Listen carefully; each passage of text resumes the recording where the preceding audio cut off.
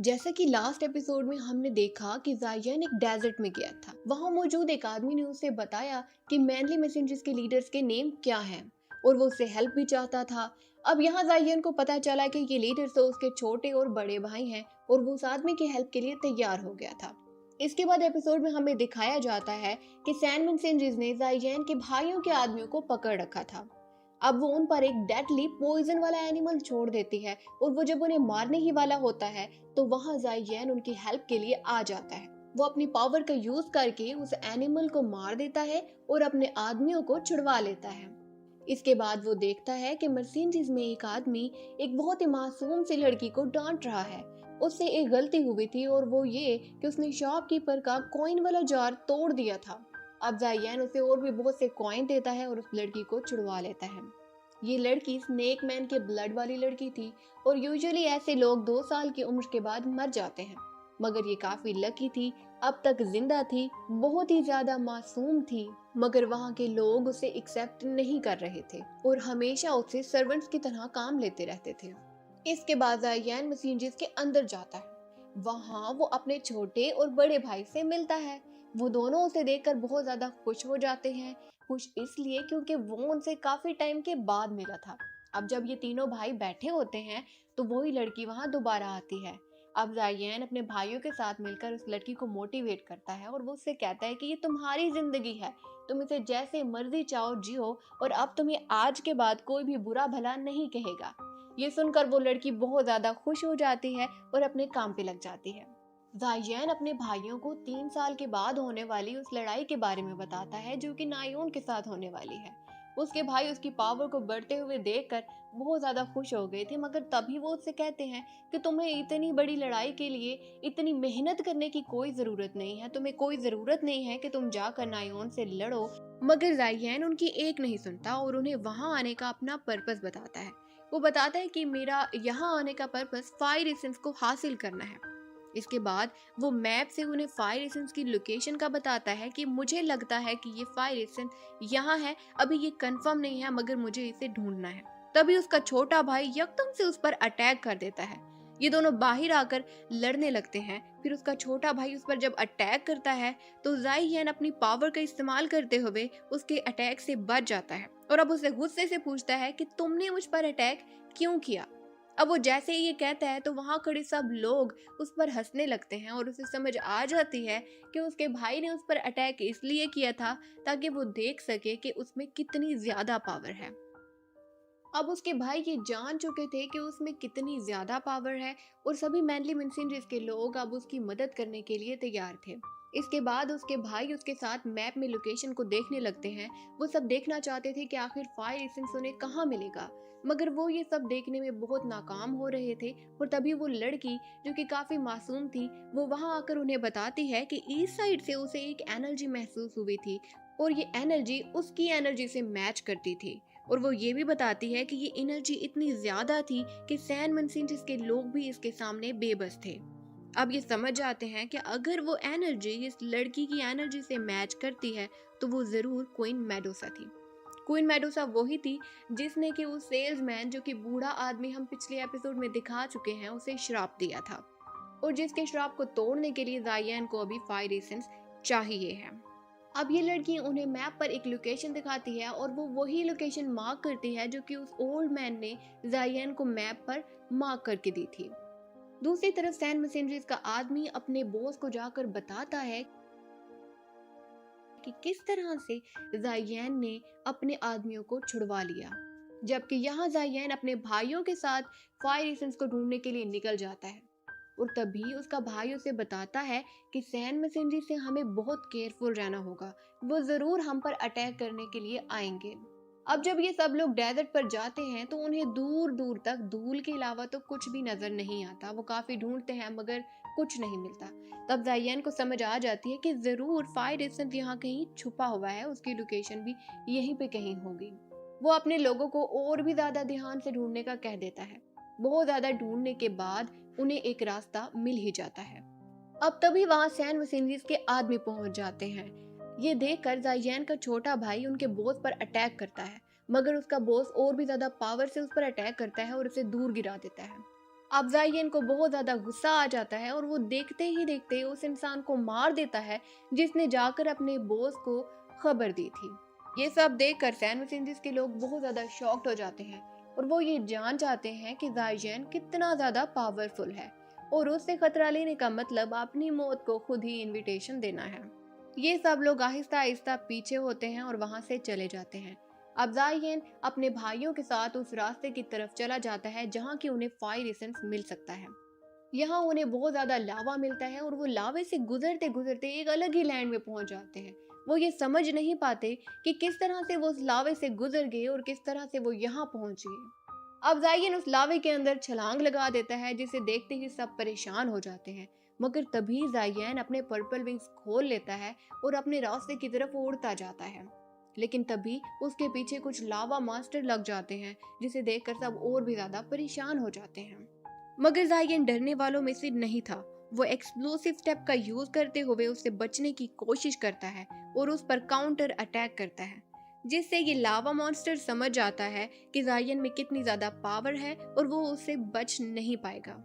तो इसके बाद वो उसके भाइयों पे जाके अटैक करता है, लेकिन तभी उसके सामने वही इनोसेंट लड़की आ जाती है जो कि अपने अंदर से एक ऐसी एनर्जी निकालती है कि जिस एनर्जी का असर उस लावा मॉन्स्टर पे होता है और उसके माथे पर एक निशान बन जाता है, जिसके बाद वो मॉन्स्टर खामोशी से लावे के अंदर चला जाता है।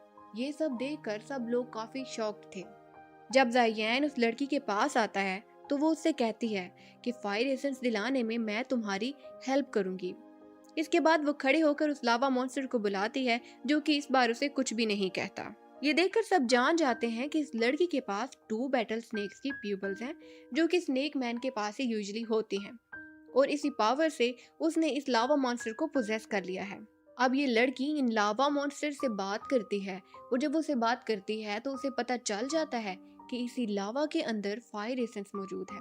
अब जायोन ज्यादा देर ना करते हुए उस लावा में छलांग लगा देता है। उसके मास्टर उस पर चिलिंग बोन फ्लेम बना देते हैं और स्पिरिचुअल फॉर्म में उसके साथ रहते हैं। अब वो 1 घंटे तक तो उस लावा में रह सकता था, मगर उसके 1 सेकंड के बाद भी अगर वो वहां रहेगा तो वो पूरी तरह से जल जाएगा। अब जायन ना डरते हुए आगे आगे बढ़ता जाता है, मगर आधा घंटा ढूंढने के बावजूद उसे वहां कुछ भी नहीं मिलता। इसके बाद जायन हिम्मत हारता है और फौरन से वापसी का सफर लेता है। मगर तभी 2 लावा मॉन्स्टर उसका रास्ता रोककर उसे ब्लू लोटस की तरफ गिरा देते हैं। इसी ब्लू लोटस के अंदर फायर एसेंस बनता था। ये देखकर जायन काफी खुश होता है और आगे बढ़ता है, लेकिन जब वो उस लोटस के अंदर जाता है तो वहां उसे कोई फायर एसेंस नहीं मिलता। ये देखकर जायन काफी परेशान हो जाता है और चीखने लगता है, क्योंकि इस फायर एसेंस को हासिल करने के लिए वो बहुत सी मुश्किलात से गुजरा था। मगर तभी उसके मास्टर आके कहते हैं कि एक गोल को हासिल करने के लिए 1 से ज्यादा लोग लगे होते हैं, मगर वो गोल सिर्फ उसी को मिलता है जो अपनी मेहनत जारी रखता है और अपने रास्ते में आने वाली मुश्किलात से डरता नहीं है। ये बातें सुनकर जायन काफी मोटिवेट हो जाता है और फिर से सोचता है कि मैं फायर एसेंस को ढूंढ कर ही रहूंगा, चाहे जितनी भी मुश्किलात आ जाए। लेकिन तभी जमीन हिलने लगती है, जैसे कि नीचे कुछ था। तो मास्टर उस चीज को निकालते हैं। ये क्या चीज थी? ये Simon colours of snake flame थी। अब ये लोग समझ जाते हैं कि जरूर क्वीन मेडुसा हमारे आने से पहले फायर एसेंस को लेके जा चुकी है।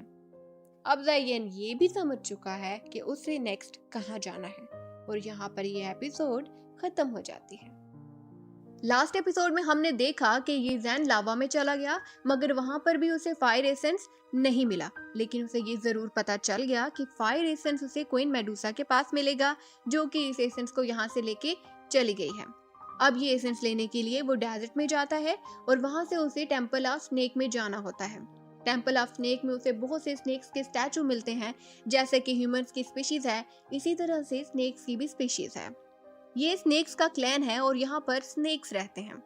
ये जैन को चलते चलते रात हो जाती है और तभी वो एक पूल में एक लड़की को नहाते हुए देखता है। उसका मास्टर उसे बताता है कि ये इनका होली पूल है और यहाँ पर डांस करके ये लोग अपनी पावर को बढ़ाते हैं। इसके बाद इन्हें फायर कोर दिया जाता है। ये सुनकर ये जैन को अंदाजा हो जाता है कि जरूर ये कोर इन्हें क्वीन मेडुसा ही देती है। अभी ये दोनों उसे देख ही रहे थे कि उसे पता चल जाता है कि कोई न कोई उसे देख रहा है।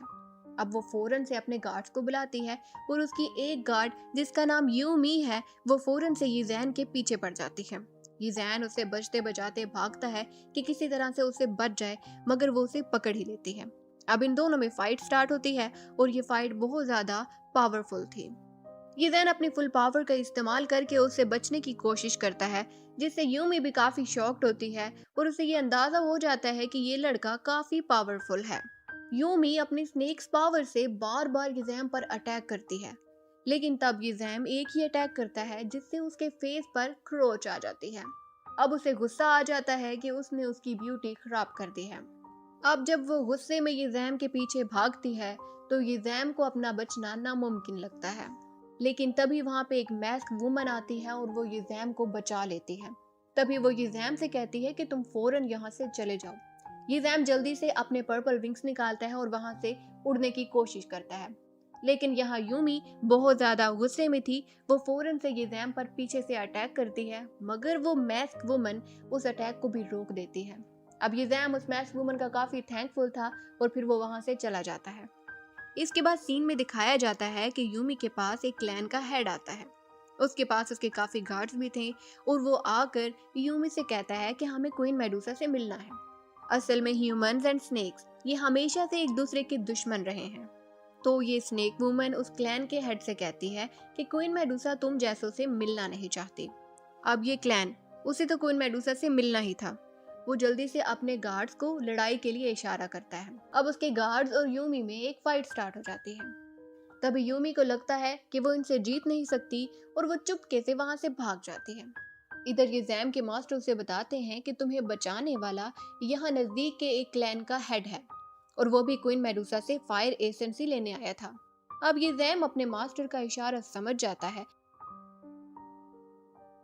और वो ये सोचता है कि क्यों ना वो उन क्लैन को और क्वीन मेडुसा इन दोनों को आपस में लड़ाए और फिर उनकी लड़ाई के दरमियान आकर वो फायर कोर हासिल कर ले। ये जैम का गोल क्लियर था और वो फौरन से उस टेंपल में चला जाता है जहाँ की क्वीन मेडुसा है। क्वीन मेडुसा के पास बहुत से फायर कोर हैं और तभी यूमी वहां आकर उसे सारे हालात बताती है। वो उसे ये भी बताती है कि ये जैम कितना पावरफुल है और हमें उनसे कितना खतरा है। इधर ये जैम टेंपल में एंटर हो जाता है। तभी वहां उसे स्नेक की टोली मिलती है, जिनमें से वो एक स्नेक को मारकर उसका ड्रेस पहन लेता है। अब वो भी एक स्नेक ही लग रहा था। अब तभी वहां पे एक ओल्ड स्नेक आ जाता है। ये ओल्ड स्नेक क्वीन मेडुसा से कहता है कि हमें रिचुअल आज दोपहर में ही कर लेने चाहिए। ये हमारे इवॉल्व होने के लिए अच्छा वक्त है और इसके साथ साथ स्नेक ट्राइब भी खतरे से बच जाएगा। अब क्वीन मेडुसा यूमी को फायर कोर दे देती है और उससे कहती है कि इसे कहीं छुपा दो। वहां ये जैन जो कि स्नेक बनकर टेंपल के अंदर चला गया था, वो वहीं यूमी को देखता है। अब जैसे ही वो यूमी के पास फायर कोर को देखता है तो उसे लगता है कि ये अच्छा मौका है, अभी वो इससे फायर कोर ले लेता है। लेकिन जैसे ही वो उसे फायर कोर लेने के लिए रेडी होता है तो यूमी उसे देख लेती है। अब यूमी अपने सब आदमियों को कहती है कि ये जैन को पकड़ लें। वो खुद भी ये जैम के पीछे उस पर अटैक करने के लिए रेडी ही होती है तो वही ओल्ड मैन उस यूमी से कहता है कि तुम पहले इस फायर कोर को छुपा दो। यहाँ सब आदमी ये जैम को पकड़ने के लिए उसके पीछे थे, लेकिन तभी ये जैम एक पहाड़ी से दूसरी पहाड़ी पे जंप करता है और उन सब की नजरों से ओझल हो जाता है। अब ये जैम को ये बात समझ नहीं आ रही थी कि वो अब फायर कोर को कैसे ढूंढेगा। तभी उसे किंग लियोन की तरफ से दिया गया वो डिवाइस याद आता है, जिसकी मदद से वो फायर कोर को ट्रेस कर सकता था। इसके बाद जब दोपहर के 12 बज जाते हैं और सूरज सर पर होता है, ये वक्त रिचुअल करने का सबसे बेस्ट टाइम था और तभी स्नेक वहां पर रिचुअल करने के लिए बैठ जाते हैं। यहाँ ये जैम भी स्नेक बनकर उनके साथ शामिल हो जाता है। अब ये सब जब रिचुअल कर ही रहे थे तो वहां वही क्लैन का हेड आ जाता है। वो कहता है कि मुझे क्वीन मेडुसा से मिलना है। ओल्ड मैन उससे कहता है कि वो तुमसे मिलना नहीं चाहती और ना ही वो तुमसे मिलेगी, मगर वो कहता है मैं उससे मिलने के लिए आया हूँ और उससे मिले बगैर यहाँ से नहीं जाऊंगा। वो ओल्ड मैन उसे काफी मना करता है, मगर क्लैन का हेड तो बहुत जिद में था। अब उसकी जिद देखते हुए क्वीन मेडुसा वहां आ जाती है। अब ये क्लैन का हेड उससे कहता है कि मुझे फायर एसेंस चाहिए और अगर तुम मुझे वो दे दोगी तो मैं तुम्हें अलग अलग किस्म के पिल दूंगा। इसके अलावा मैं तुम्हें तुम्हारी मुंह मांगी कीमत भी दूंगा।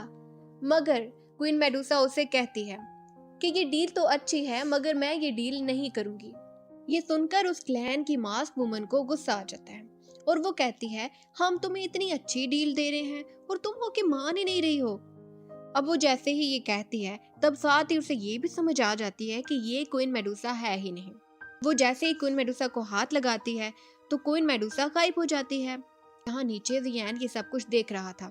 अब वो जैसे ये देखता है तो वो इसे एक अच्छा मौका जानता है। वो फौरन से क्लैन पर तीर चलाता है और कहता है कि इसने हमारी क्वीन को मार दिया। ये सुनते ही सभी स्नेक्स क्लैन पर हमला कर देते हैं और वहाँ जियान को अंडरग्राउंड के रास्ते की तरफ जाने का मौका मिल जाता है। अब जब जियान अंडरग्राउंड जाता है तो वहाँ वो एक अलग ही चीज देखता है।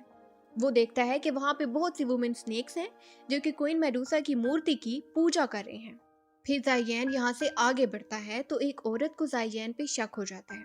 वो जियान पर से कपड़ा उतार देती है और उसे पता चल जाता है कि ये स्नेक नहीं है बल्कि एक इंसान है। जियान काफी पावरफुल था मगर उसकी पावर्स इस स्नेक की पावर्स के सामने कम पड़ रही थी। अब ये स्नेक उस पर फुल पावर से हमला करती है जिससे जियान अंडरग्राउंड के रास्ते पे जाकर गिरता है। वो एक ऐसी टाइल पे गिरता है कि जिस पर गिरने से उस पर बहुत से एरोस गिरने लग पड़ते हैं। अब जियान तो कैसे न कैसे उससे बच जाता है मगर उसके पीछे आई स्नेक वुमन उससे इन एरोस से बचना मुश्किल हो जाता है और इससे उसे बहुत ज्यादा गुस्सा आ जाता है। अब उतने गुस्से में वो उस पर अटैक करती है लेकिन तब जियान के मास्टर उसकी हेल्प करते हैं। अब अपने मास्टर की हेल्प से जियान उस स्नेक वुमन को मार देता है। उसके मास्टर उससे नीचे का रास्ता खोजने का कहते हैं मगर जियान ग्राउंड पे अटैक करता है जिससे जमीन टूट जाती है और वो नीचे गिरने लगता है। उसका ख्याल था कि वो पर्पल विंग को खोल लेगा मगर वो नीचे गिरता जाता है और उसके विंग्स नहीं खुलते। गिरते गिरते वो एक पेड़ पर गिरता है और इस तरह से उसकी जान बच जाती है। तब उसके मास्टर उसे बताते हैं कि इस जगह पर उसके विंग्स नहीं खुलेंगे। फिर वहीं पर वो एक लेक देखते हैं। ये लेक इतनी पॉइजनस थी कि उसमें एक पत्ता भी डाले तो वो फौरन से डिस्ट्रॉय हो जाता था। ये इतनी पॉइजनस लेक थी और जियान को अब समझ नहीं आ रहा था कि वो इस लेक को पार कैसे करेगा। और यहाँ पर ये एपिसोड खत्म होती है। नेक्स्ट एपिसोड में जियान के मास्टर उसे चिलिंग फ्लेम से कवर कर देते हैं और उसे कहते हैं कि जल्दी जल्दी से इस लेक को पार कर दो। अब जब वो उस लेक को पार करता है तो दूसरी तरफ उसे क्वीन मेडुसा मिलती है। हाँ, ऊपर क्लैन का हेड खजाने रखने वाली जगह पर जाता है और कोर उठाने लगता है लेकिन तभी उसे पता चलता है कि ये तो फ्लेम भी नकली है और ये कोर भी असली नहीं है। तभी मास्क वुमन उसके गुस्से को काबू करने की कोशिश करते हैं। वो उससे कहती है कि यहाँ पर तो और भी बहुत सी जगह है, हम किसी और जगह पर देखते हैं, हमें ये कोर मिल ही जाएगा। बाहर जाकर मास्क वुमन इंसानों और सांपों के दरमियान होने वाली लड़ाई में शामिल हो जाती है। वो सब स्नेक्स को बुरी तरह से मारने लगती है जबकि दूसरी तरफ जियान ने लेक को पार कर लिया था और वहां उसे क्वीन मेडुसा मिली थी जो कि फायर कोर को निगलने वाली थी। लेकिन इस बार वो जियान को देखकर उस पर हमला नहीं करती और वो ये सोचती है कि इस लड़के ने होली पूल से लेकर यहाँ तक मेरा पीछा किया तो जरूर इसमें कोई खास बात है। फिर वो कहती है कि अब मुझे इस लड़के को मारने के बारे में सोचना नहीं चाहिए बल्कि मुझे अपना काम करना चाहिए, यानी कि मुझे फायर कोर को निगलना चाहिए। उसकी ये सोच जियान के मास्टर समझ जाते हैं और वो जियान को बताते हैं कि जब से स्नेक इस दुनिया में आए हैं उनमें स्नेक स्पिरिट है और अब स्नेक स्पिरिट को कंटिन्यू करने के लिए इसे ये कोर खाना होगा। वो उसे बताते हैं कि इसके एंसेस्टर्स ने इसे इस काम के लिए चुना है जो उसके लिए बहुत मुश्किल है। वो ऐसे क्योंकि अगर वो इस एनर्जी को संभाल नहीं पाई तो वो मर भी सकती है। अब क्वीन मेडुसा अपने रियल फॉर्म में आती है और फायर कोर को निगलने लगती है। अब जब वो उसे निगलती है तो फौरन ही बेहोश हो जाती है। जियान उसके पास आकर उसकी तारीफ करता है कि इसने अपने क्लैन के लिए इतनी बड़ी कुर्बानी दी है। यहाँ ऊपर जब स्नेक्स लड़ रहे थे उन्हें पता चल जाता है कि उनकी क्वीन इस वक्त किस हालत में है। वो बहुत ज्यादा परेशान हो जाते हैं और वहीं बैठ जाते हैं और वो रिचुअल भी खत्म हो जाते हैं। फिर जियान को दिखाया जाता है जो कि क्वीन मेडुसा की हालत पर तरस खा रहा था मगर उसे भी तो 3 साल बाद होने वाले उस मुकाबले की फिक्र थी और उसे भी अपने खानदान की इज्जत को बचाना था, इसलिए वो भी कोर को हासिल करके रहेगा।